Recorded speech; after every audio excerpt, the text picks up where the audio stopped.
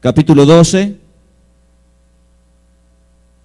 versículo 37.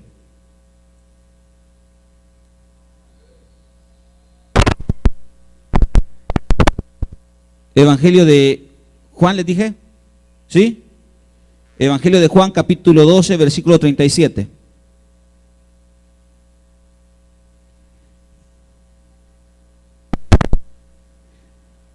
¿Están conmigo?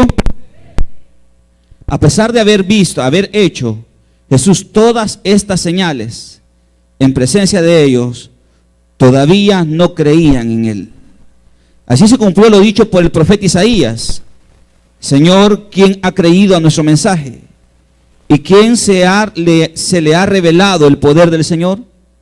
Por eso no podían creer, pues también había dicho Isaías: les he cegado los ojos y he endurecido el corazón, para que no vean con los ojos, ni entiendan con el corazón, ni se conviertan y yo los sane. Esto lo dijo Isaías, porque vio la gloria de Jesús y habló de él. Oremos. Padre, te pedimos esta tarde que tú nos puedas dar una palabra a nuestra vida. Porque a pesar, Dios, de haber visto cosas grandes en nuestra vida, aún seguimos dudando. Aún seguimos, Dios, poniendo en una balanza tu palabra si se cumplirá o no. Por eso, Padre, te pedimos que esta palabra confirme todas las señales y cosas maravillosas que tú has hecho en nuestra vida. Háblanos, Señor, en el nombre de Jesús. Amén. Amén, iglesia. El versículo 37 arranca hablando ya de una realidad que es lamentable. Una realidad que nos separa de Dios y queda manifestado la dureza de nuestro corazón. El versículo 37 nos habla acerca de la dureza del corazón del ser humano. Y dice el versículo 37, a pesar de haber hecho Jesús todas estas señales en presencia de ellos, todavía no creían en él. A pesar de haber hecho señales, prodigios y milagros en la vida de aquellos que tuvieron la oportunidad de poder convivir, de poder estar, de poder hablar, de poder ver, de poder sentarse a la mesa, de poder conversar con Jesús. A pesar de todo eso, dice la Escritura, aún seguían sin creer en él. ¿Están oyendo? A pesar de todas esas cosas, el corazón de estas personas seguía cerrado, seguía duro, seguía esclavizado a la incredulidad. Y sabe una cosa, hermanos, esto no está lejos de nosotros. Dios ha hecho cosas grandes en nuestra vida, ¿sí o no? Dios ha hecho cosas maravillosas, ¿sí o no? Pero a pesar de eso, y a pesar de las señales, a pesar de los milagros, a pesar de las cosas maravillosas que Dios hizo en el pasado, sigue habiendo incredulidad de parte de nosotros delante de Dios. ¿En qué sentido? En el sentido de que un día vivimos un problema y Dios puso su mano sobre nosotros de poder y de autoridad, y Él nos libró de una manera extraordinaria. Y luego vuelve a surgir un problema más en nuestra vida, quizás días, semanas, meses después, y seguimos dudando y seguimos pensando, vacilando si Dios realmente nos sacará del problema que estamos viviendo. Estas personas tuvieron el enorme privilegio de poder conversar con Jesús, ver las señales, nadie se las contó. Ellos fueron testigos, como dicen los apóstoles. Nosotros somos testigos, nosotros hemos visto y hemos oído el mensaje que les anunciamos y les predicamos. Ellos tenían la convicción puesta en lo que habían visto, en lo que habían oído. Y ellos por eso se declaraban testigos. Ellos habían presenciado los milagros de Dios, las palabras de Dios. Ellos habían visto al ciego recibir la vista. Ellos habían visto al mudo hablar. Ellos habían visto al cojo caminar. Ellos habían visto al Lázaro levantarse. Ellos vieron al joven que iba ahí en el féretro y su madre llorando ahí en el pueblo llamado Naín. Ellos vieron cuando Jesús fijó los ojos sobre ella y tuvo misericordia y fue y tocó el féretro. Y le dijo al niño: niño, te ordeno que te levantes. Y el niño se levantó. Ellos fueron testigos. Ellos lo vieron. ¿Cuánta de esta gente que rodeaba a Jesús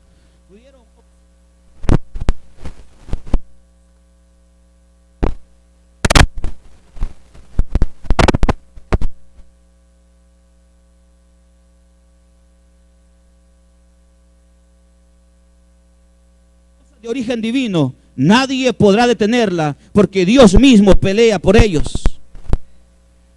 Y si hablamos de los discípulos que ellos observaron, ahora nosotros, siglos después, años después, seguimos viendo cosas grandes, hermanos, en nuestra vida. De verdad, seguimos viendo cosas extraordinarias. Seguimos pudiendo tener la oportunidad de contemplar los milagros de Dios. Pero aún así seguimos dudando. Estos hombres no entendían. Los que cerraron su corazón, realmente ellos nunca entendieron quién era Jesús. Porque ellos miraban las cosas con el filtro de la religión. Porque ellos miraban las cosas, miraban y querían conocer a Dios con el filtro de la religión. Querían ahí como, ¿cómo se llama eso? Donde cuelan, un colador. Querían colar a Jesús con una religión. Y querían sacar hasta lo último. Y si Jesús cumplía todos los requisitos, todas las normas que ellos tenían, todas las leyes, todas las costumbres que ellos practicaban, y si el mensaje de Jesús iba de acuerdo a esas normas, a ese mensaje, a esos rituales que ellos tenían, entonces podría ser que lo aceptaran. Pero una de las cosas que nos lleva a nosotros a dudar de Jesús y del poder de Dios es cuando surge una palabra que no nos gusta, que no nos parece, que no nos agrada. Dudamos. Porque casi siempre a nosotros los humanos nos encanta que la gente nos diga las cosas agradables que debemos de oír. Casi siempre nosotros andamos buscando el que la gente nos diga, o que la gente avale, o que la gente apruebe las cosas que estamos haciendo. Pero cuando Dios habla, Él no siempre te dirá algo en aprobación a lo que estás haciendo. Él no llegará a mentirte, Él te dirá la verdad. Y esa verdad muchas veces es difícil de aceptar. Estos hombres tenían sus propios intereses. Estos hombres tenían sus propios intereses de por medio. Era difícil para ellos creer en Jesús porque su mente, porque su corazón estaba cegado. Porque todo lo querían ver a través de lo que ellos habían sido formados. Y les voy a decir una cosa. Habrán personas aquí que no tengan un nivel de formación académica. Pero la formación de la vida muchas veces es un impedimento para poder creer en Dios. ¿En qué sentido? No tenemos, o alguien no contará con una formación académica, pero ha vivido cosas muy difíciles en su vida. Ha sentido un sufrimiento, ha vivido rechazo, ha vivido desprecio. Y de repente aparece Dios diciéndole: yo te amo. La gente no cree en eso, porque nunca ha recibido una palabra de te amo. De repente aparece Dios diciéndote: ven, te voy a curar. Y quizás en el pasado nadie un día le curó una herida. Muchas veces nuestra formación humana muchas veces es un estorbo, pero otras veces es es algo que facilita acercarnos a Dios. ¿Sabe por qué? ¿Se recuerda a aquella mujer con fama de pecadora? Ella fue y buscó a Dios, buscó a Jesús y lo encontró. A pesar de que venía de un pasado de pecado, de desprecio, de marginación, creyó en Jesús.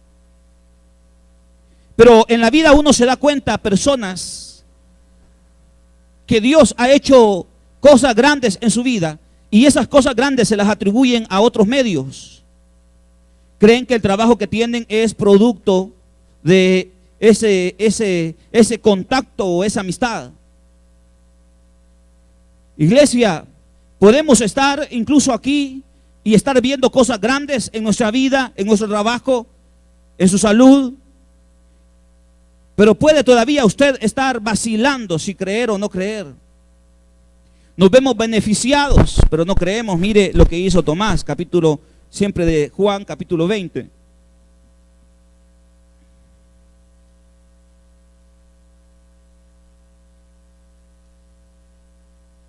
Versículo 24.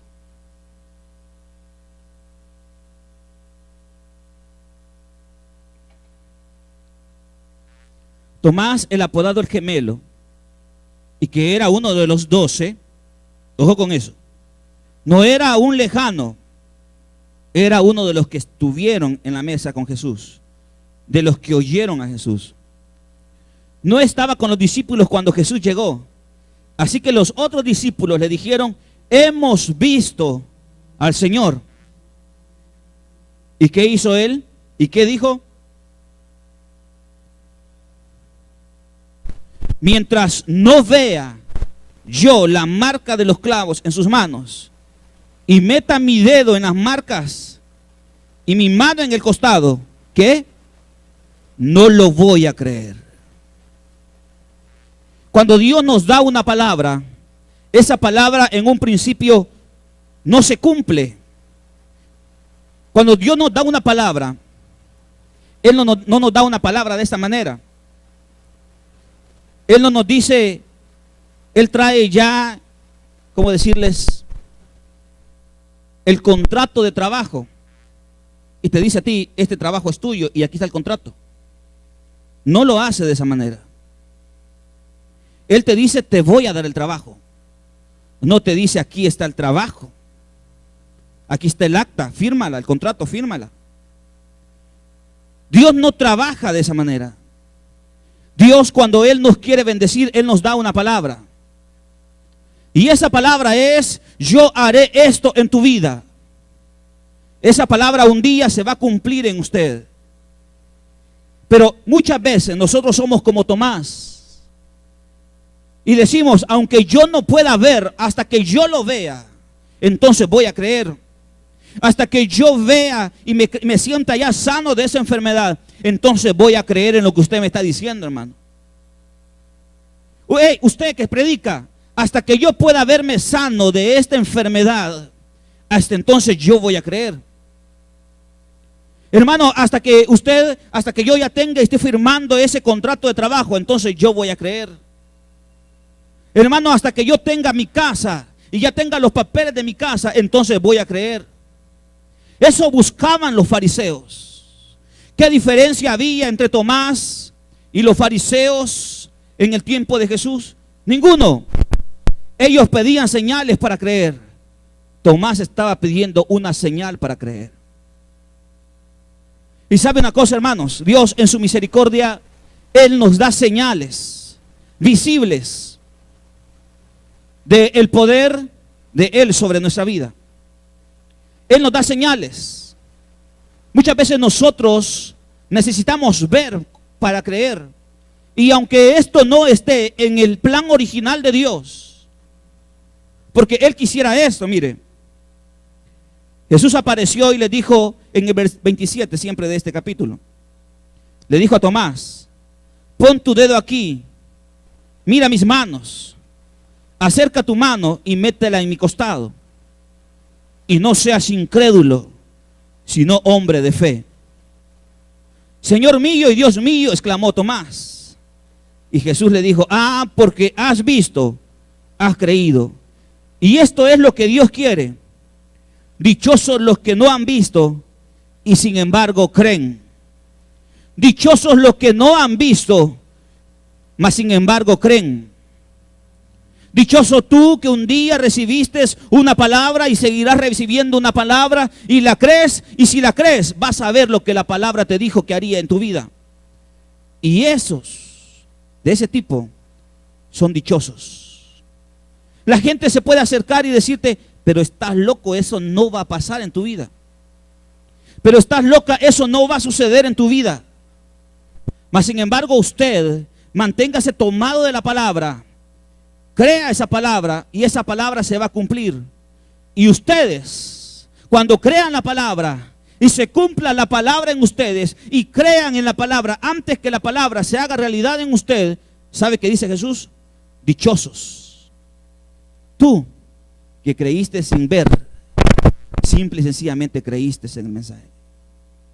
Señor, pero mire, en vez de mejorar voy empeorando. Cree. Señor, pero en vez de tener un recurso material, me están embargando lo que tengo. Cree. Señor, mire, mañana tengo que pagar tal cosa y no sé de a dónde lo voy a sacar. Cree. Cree nada más. Porque un día eso se hará realidad en tu vida. Y el Señor dirá, tú eres dichoso y dichosa porque creíste antes de ver. Este era uno de los 12. Estuvo allí con Jesús. En cada una de las señales que Jesús hizo, estuvo presente. Pero llegó un momento donde la fe es puesta a prueba. ¿Me están oyendo? La fe es puesta a prueba un día. No siempre en la vida, siempre será de bajadita, hermanos. Hay veces tenemos que ir en subida. Hay veces tenemos que ir en cuesta. No es lo mismo caminar hacia abajo, que ahí hasta empujadito nos podemos ir.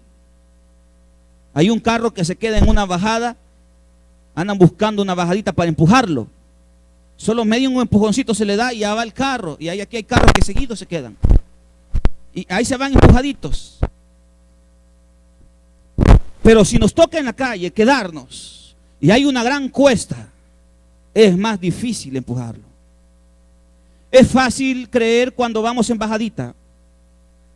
Una media cosita sucede y vamos creyendo, vamos creyendo, vamos creyendo. Pero de repente Dios nos pone en una calle donde todo es una cuesta. Y ahí es realmente donde nuestra fe es puesta a prueba.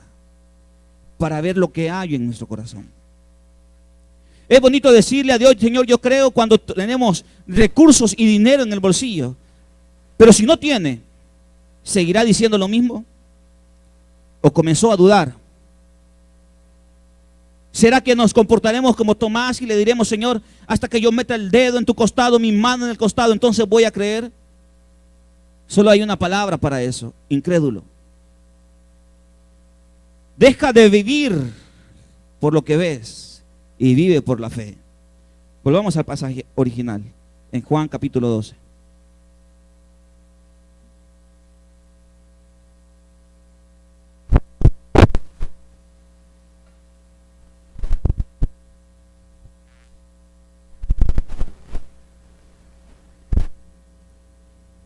Uno en la vida y en el ministerio mira, y ustedes mismos también podrán haber observado, gente que es un milagro de Dios.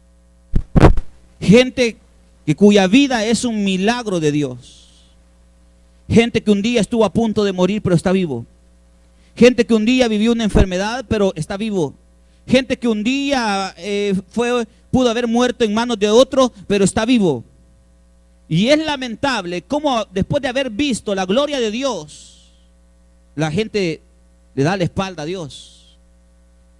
Uno mira jóvenes, hombres, que anduvieron en las calles a punto de morir.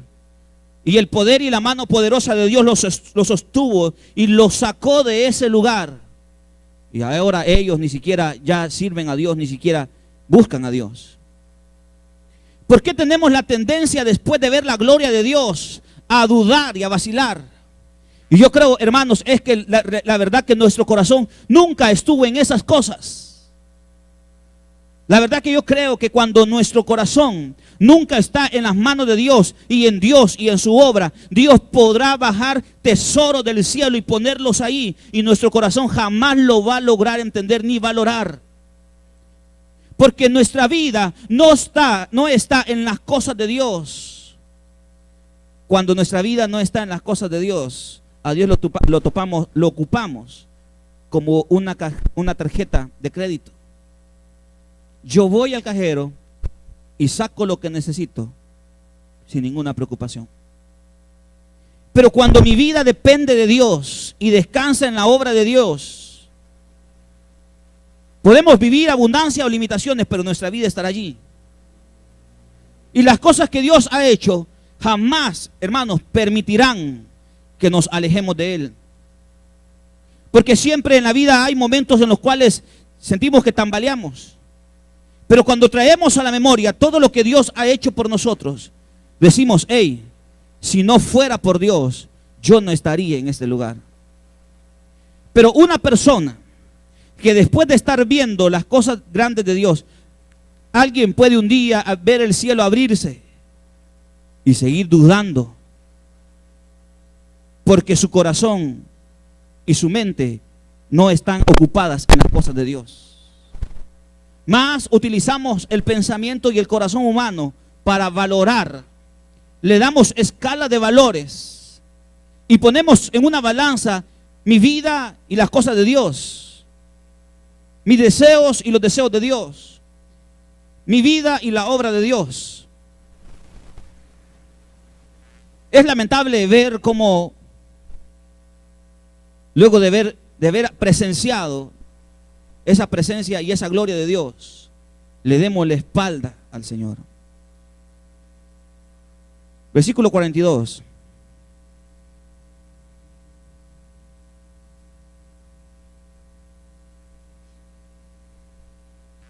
Sin embargo, muchos de ellos, es decir, de la gente que rodeaba a Jesús, incluso de entre los jefes, creyeron en Él.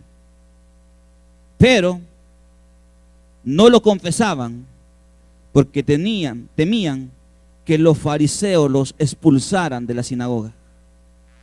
Preferían recibir honores de los hombres más que de parte de Dios. Muchos creyeron el mensaje, pero no lo confesaban porque tenían miedo que los jefes de los fariseos de la sinagoga los expulsaran, y preferían recibir honores de los hombres más que de parte de Dios. Y mire, esto es una tentación en la que todos un día podemos caer.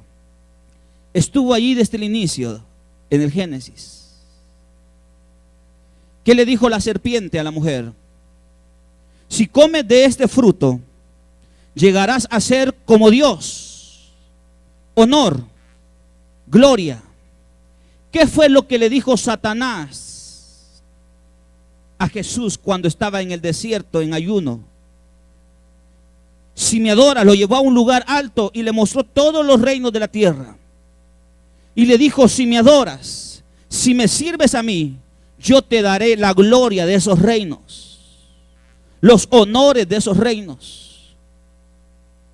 Cuando nosotros despreciamos la gloria que se desprende del Padre para nuestra vida y buscamos la gloria y el honor del ser humano, sabe, hermano, eso no es de Dios, eso es del diablo. Eso es del diablo. Escuchen estos servidores. Cuando ustedes prefieren que la gente los exalte y los reconozca en público más que su Padre lo reconozca, quizás en un inicio en lo secreto, pero ustedes prefieren la visibilidad de los honores, eso no es de Dios, eso es del diablo. Eso quiso hacer el diablo tentando a Jesús cuando lo llevó al desierto.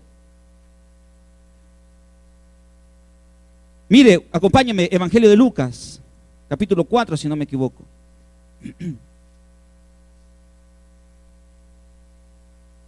Evangelio de Lucas, capítulo 4, versículo 5. Entonces el diablo lo llevó a un lugar alto. ¿Están ahí? El diablo lo llevó a un lugar alto y le mostró en un instante todos los reinos del mundo. Mire, ¿no ha visto usted? Quizás usted no ha tenido la oportunidad, no como aquellos que viajamos por todos los países. Aunque sea ahí en postales y en imágenes en internet, vaya. ¿No ha visto usted esas grandes ciudades inmensas? Con esos rascacielos, con esos edificios gigantescos. ¿Qué pasaría si usted estaría ahí parado y los pudiera observar y se le dijera a usted, todo eso es mío, yo te lo voy a dar a ti? ¿Qué haríamos, hermanos? Así de verdad.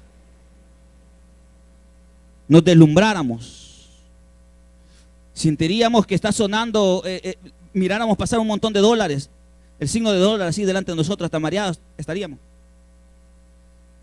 Quedáramos deslumbrados al ver la gloria de esos reinos. Y más si nos dicen, hey, eso te lo voy a dar a ti. No, hermanos, nos sentiríamos como la última Coca-Cola en el desierto, como dicen por ahí. Nos sentiríamos que ya prácticamente volamos. Y muchas veces el diablo utiliza argumentos como esos para que nosotros dejemos de buscar la gloria de Dios y vayamos tras la gloria y el honor de los humanos. Están esas ciudades, esas calles, esos lagos, un reino grandísimo, con un gran esplendor y gloria. Pero te voy a decir una cosa, el reino del Padre, la gloria del Padre es mayor que todas las posesiones materiales que un día podemos alcanzar en esa tierra. La gloria del Padre no se compensa con la gloria de los humanos. Claro, la gloria del Padre no comienza en público. La gloria del Padre comienza en lo secreto. Este es mi Hijo amado. Muchos rechazaron la piedra angular, pero esta piedra ha llegado a ser la piedra fundamental de todas. Cuando en la vida buscamos honrar más a los humanos que a Dios, en ese momento recuérdese de esta palabra y que el Espíritu Santo se lo recuerde. Usted en ese momento ya no le está sirviendo al Dios que lo salvó, sino que se ha convertido en servidor de los hombres. Y en ese momento recuerde esto, ese tipo de pensamiento no procede de Dios. Esa es la tentación que Satanás puso a la mujer para que comiera de aquel fruto. Eso ha sido así desde el inicio. Estos desde el inicio buscaban, preferían los honores de los hombres más que de parte de Dios. Buscaban los honores de los hombres más que el honor del Señor. Es como aquellos que llegan y se hace un gran banquete y se les invita a la mesa, vengan. Usted sabe que cuando hay una celebración, una boda, unos 15 años, siempre se pone una mesa de honor. Los familiares más cercanos y casi siempre los padrinos, que son los que ponen el dinero para todo ese relajo, son los que se sientan en la mesa de honor, a la par del festejado, a la par de los esposos. Pobrecitos, pero bueno, a la par de ellos, sientan a la gente de honor. Ese es un protocolo. Y si a usted lo invitan a una fiesta, no se va a ir a sentar y usted ni siquiera, a usted lo invitó su amigo, a su amigo lo invitaron y su amigo lo invitó a usted. Usted no se va a ir a sentarse a la par de los recién casados. Y todavía va a pedir más y más comida y va a ir desplazando a los padres de los invitados. No es así. Pero ¿por qué buscamos sentarnos en la mesa de honor? Porque buscamos la gloria de los humanos. creemos que un puesto, creemos que un asiento en la mesa nos hace más o nos hace menos que otros. Cuando a alguien lo inviten a una comida, dice el Evangelio, mejor no te sientes antes. No vaya a ser que te digan, papito, y vos que seas aquí no seas metido, ¿verdad? Venite para acá, este es tu lugar, y va a quedar avergonzado. Más bien, usted siéntese allí donde se sienta la muchedumbre. Porque si usted es una persona de honor, ¿y qué es el honor? El honor se desprende de tu materialidad. Si lo vemos desde este punto de vista humano, sí.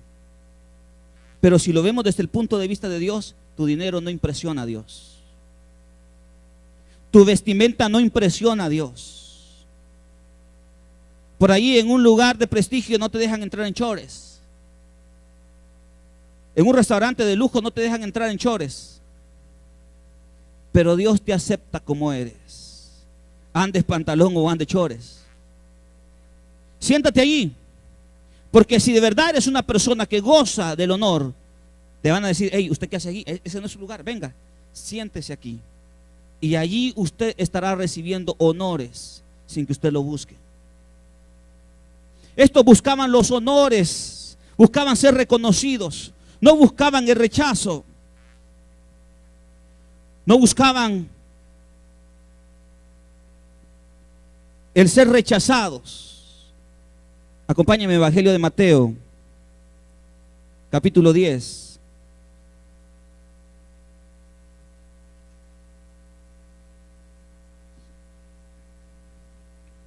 Versículo 32.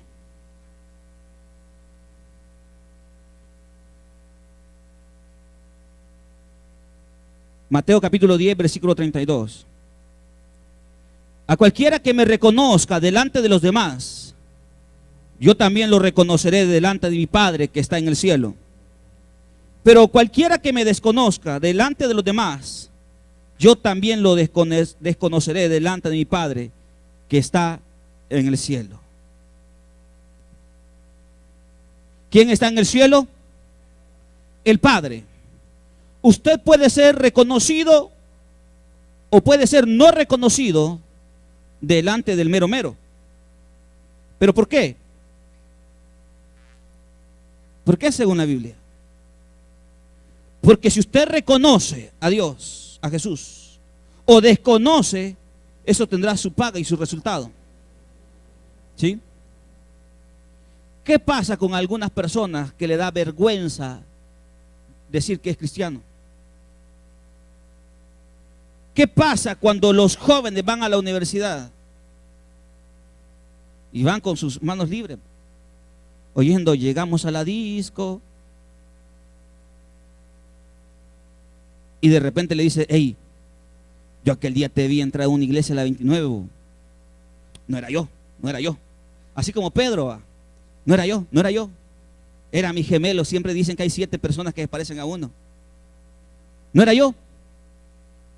No, hombre, vos eras. No, si hasta la Biblia te vi. No, no, esa Biblia es. No, hombre, si esta me la acabo de encontrar ahí tirada. Desconocemos y nos avergonzamos. Un día podemos ser desconocidos delante de Dios. Mas sin embargo nosotros debemos de decir, yo no me avergüenzo del Evangelio porque es poder de Dios. Yo no me avergüenzo de lo que soy, porque lo que soy hoy me ha preservado la vida hoy y me seguirá preservando la vida mañana, pasado mañana y hasta el último día de mi vida. Lo que yo soy, lo que yo tengo, es producto de la mano de Dios. No debemos de escondernos, más bien debemos de dar testimonio y decir, sí, yo soy un hijo de Dios.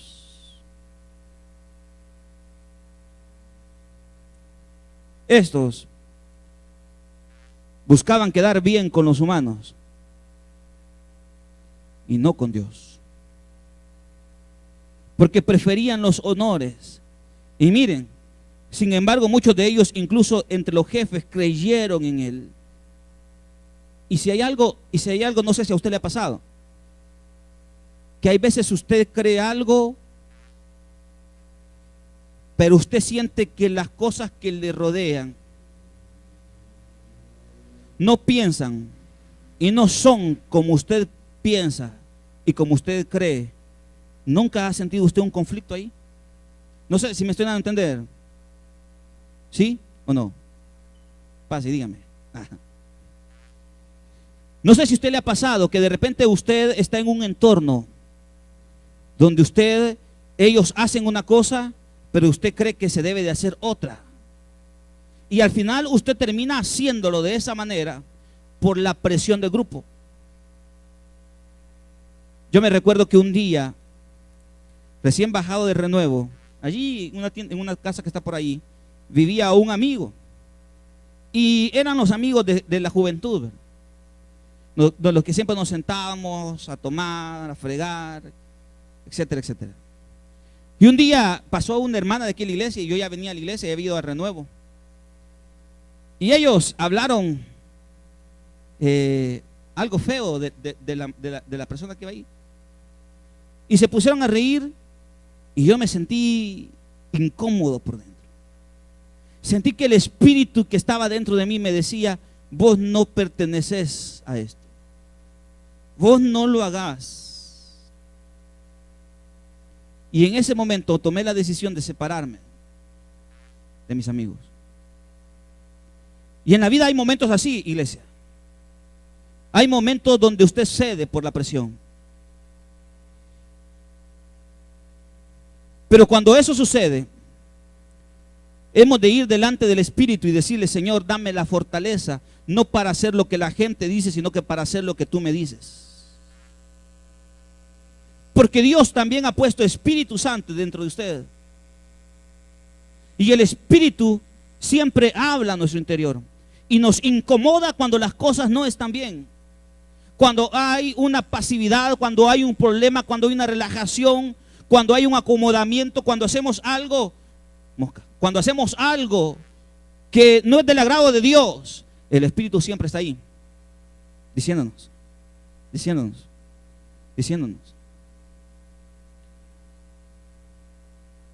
Y en ese momento es difícil y complicado. Pero hay una sola cosa que la palabra puede decirnos: es: haz lo que el Señor te dice que debes de hacer. Es difícil, porque muchos de nosotros a veces echamos raíces, y esas raíces es difícil removerlas. Pero si Dios te dice: haz eso, hazlo. Versículo 44. El que cree en mí, clamó Jesús con voz fuerte, cree no solo en mí, sino en el que me envió. Y el que me ve a mí, ve al que me envió. Acompáñame, Colosenses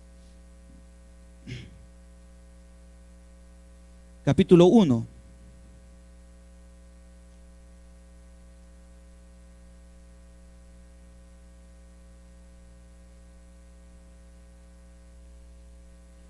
El que cree, dice el versículo ese que leímos, el que cree no solo en mí, sino en el que me envió. El que me ve a mí, ve al que me envió. Versículo 15 del capítulo 1 de Colosenses. Él es la imagen del Dios invisible. Mire esto. La gente no tenía la capacidad de el que estaba enfrente de él, ese hombre que venía no de una noble cuna, sino de una familia jornalera. Ese que estaba al frente de ellos, dice Colosenses y el apóstol, es la imagen del Dios invisible, el primogénito de toda la creación, porque por medio de él fueron creadas todas las cosas, en el cielo, en la tierra, visibles e invisibles, sean tronos, poderes, principados o autoridades. Todo ha sido creado por medio de él y para él. Él es el anterior a todas las cosas, que por medio de Él forman un todo coherente. Él es la cabeza del cuerpo, que es la iglesia. Él es el principio, el primogénito de la resurrección, para ser en todo el primero. Porque a Dios le agradó habitar en toda su plenitud, y por medio de Él reconciliar consigo todas las cosas, tanto las que están en la tierra como las que están en el cielo, haciendo paz mediante la sangre que derramó en la cruz. El que me ve a mí, dijo Jesús, ve también al que me envió. Y al que lo envió, es decir, el Padre, nadie lo puede ver. Pero viendo a Jesús, estaban viendo al Padre. ¿Sí? Al Padre no lo puede ver nadie en su gloria. Nadie podía ver. Moisés alcanzó a ver la espalda de Dios. Y ya al ver la espalda de Dios, ya su rostro se puso brillante. Pero al Dios invisible, al Dios al que servimos, nadie, a ciencia cierta, no hay una ciencia que demuestre que Dios existe. Mas sin embargo, la fe nos une a Dios. Ese Dios que la ciencia no avala, la fe lo avala y me dice, es verdad, Él existe. Nadie ha visto a Dios. Jesús vio a Dios, Jesús conoce al Padre. Y cuando vemos a Jesús, estamos viendo al Dios invisible. Y estos comieron con Él, durmieron con Él, durmieron con la imagen de Dios. No el crucifijo, no el amuleto, no la fotografía de Jesús, con Jesús. Y aún así dudaron. Dios tenga misericordia. Volvamos allá al pasaje, versículo 47. Versículo 46. Yo soy la luz del mundo, que ha vencido al mundo, para que todo el que cree en mí no viva en tinieblas. ¿Cuántas tinieblas, hermanos, rodean nuestra vida? Hermano, pero si yo tengo luz en mi casa, ¿y por qué dice que estoy en tinieblas? Pues, hermano, si yo tengo luz, ¿y por qué dice que vivo en la oscuridad? Aunque sea una candelita, pongo siempre ahí. Hay tinieblas espirituales que no nos permiten ver las grandes regadas que estamos cometiendo. De verdad. Pero, dice la Biblia, Él es la luz del mundo. ¿Qué necesito yo entonces para alumbrar mi camino? Que Él esté a la par mía o yo esté a la par de Él. ¿Qué necesito para tomar decisiones? ¿Qué necesito para no tropezarme en la profunda oscuridad? Necesito más de Jesús. Versículo 48. El que me rechaza y no acepta mis palabras, tiene quien lo juzgue. La palabra que yo he proclamado lo condenará en el día final. Mire qué duro es esto. El que rechaza y no acepta sus palabras, no es solamente el decir automáticamente no, yo rechazo eso, sino más bien es no aceptar o no obedecer la voluntad de Dios a nuestra vida. Mejor nos hubiera valido no conocerlo. Él no nos va a juzgar. Es que ya la palabra dada hoy, la palabra dada ayer, esa palabra lo va a juzgar. Porque usted no va a pecar de ignorante. Usted va a pecar porque quiere pecar. Digamos que la ignorancia al pecado puede tener una cierta pasividad del castigo, una cierta calma del castigo. Usted va a castigar al hijo por algo que hizo y usted ya va con el gran cincho. Pero de repente el hijo le dice, mira mamá, pero las cosas no son así, fueron así y así, y yo no sabía. Usted no le va a decir, de todas maneras, como ya estoy encendido, te voy a pegar, bicho, siempre. O le dice así. Los jóvenes hablan y dan testimonio de sus papás. No va a actuar de esa manera. No es el castigo, jamás será el mismo castigo para el que sabía y para el que no sabía. No es igual. El que no obedece y el que no acepta, dice, mis palabras, ya tiene quien lo juzgue. La palabra, yo no he hablado por mi propia cuenta. El Padre que me envió me ordenó decir y cómo decirlo. Yo no he hablado en base a lo que quiero decir, dice Jesús. Esto que estoy diciendo no viene de mí. Esto que estoy diciendo viene del Padre. El Padre me dijo, ve y yo voy. Lo que voy a decir en el momento, ese ya es cuestión del Padre. Ustedes que dicen, yo quiero predicar la palabra, pero a la hora de estar frente a la gente, yo no sé lo que voy a decir. Allí me voy a cortar y unas 3 cositas voy a decir y vámonos. No es usted hablando, es Dios hablando a través de usted. Usted simple y sencillamente vaya donde Dios le dice que debe de ir, porque así lo dijo Jesús. Mi Padre, el Padre me envió y me ordenó qué decir y cómo decirlo. No solamente es preguntarnos qué voy a decir, sino es cómo lo voy a transmitir. Y sé muy bien que su mandato es vida eterna. Así que todo lo que digo es lo que del Padre, es lo que el Padre me ha ordenado decir. Así que lo que ustedes han oído hoy es lo que el Padre me ha ordenado decir. No busquen puestos de gloria. No busquen la gloria de los humanos. No se sientan más o menos porque la gente lo reconozca. No sean incrédulos. No seamos incrédulos. Si hemos visto la gloria de Dios, no sigamos dudando, hermanos, porque eso de verdad puede ofender a Dios. Y cierro aquí. Este es como que usted apreciara a una persona y usted hiciera una cosa, otra cosa, otra cosa, y esa gente que está ahí sigue dudando de lo que usted es y de lo que usted lo aprecia. Cree que uno, al darle eso a las personas, cree que no se va a sentir ofendido o molesto. Y si nosotros somos así, ahora imagínese Dios. Él allí, cuando estábamos en la calle, nos levantó, nos sanó las heridas, nos calzó, nos vistió, nos guardó, nos sanó, nos proveyó. Y después de todo eso, llego a un punto de mi vida que sigo dudando. Dígame. Más bien, seamos como lo que Jesús dijo, dichoso tú, que ni siquiera habías visto, pero ya creías.